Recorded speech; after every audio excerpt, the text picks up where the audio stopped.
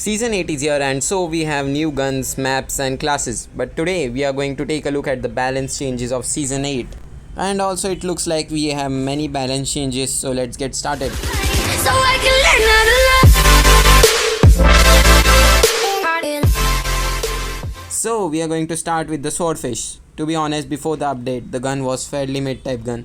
But after the buff this season, I would say it's now one tier higher than before.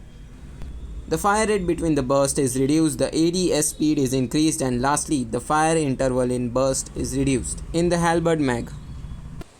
Next, the Pharaoh is buffed. The Pharaoh has great potential in damage, but its recoil is hard to control.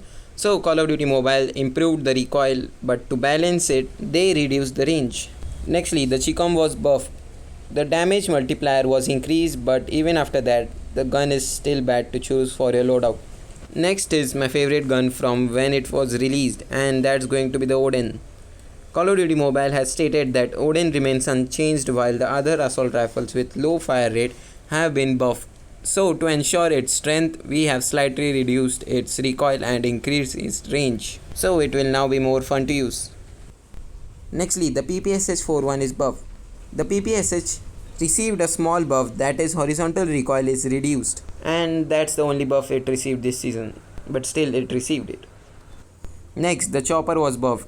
We all know Chopper for one, its heavy handle attachment that doesn't use the scope and allow us to hip fire, but it has a short range and low penetration limits. Therefore, it received a buff to its ADS accuracy damage, and lastly, the range was improved as well.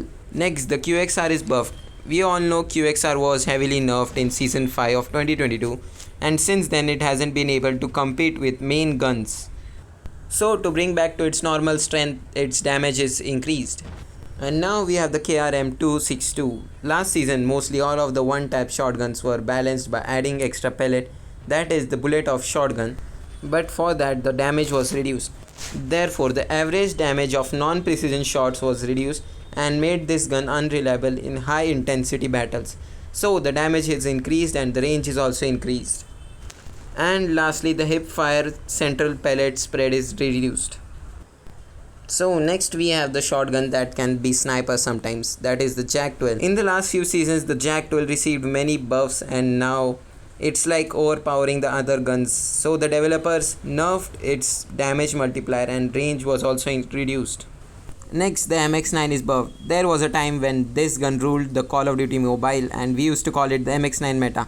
But after it was nerfed, it was lost in the history. So Call of Duty Mobile increased its damage to bring it back to its normal strengths.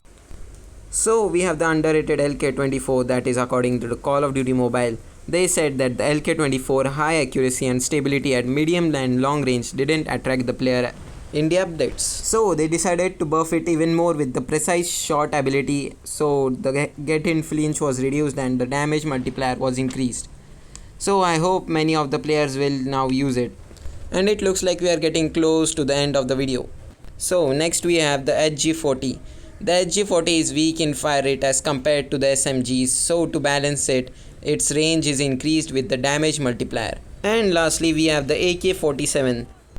We all know this gun is not much used in multiplayer as compared to the BR, so keeping that in mind, the damage multiplier is increased to have more players use it.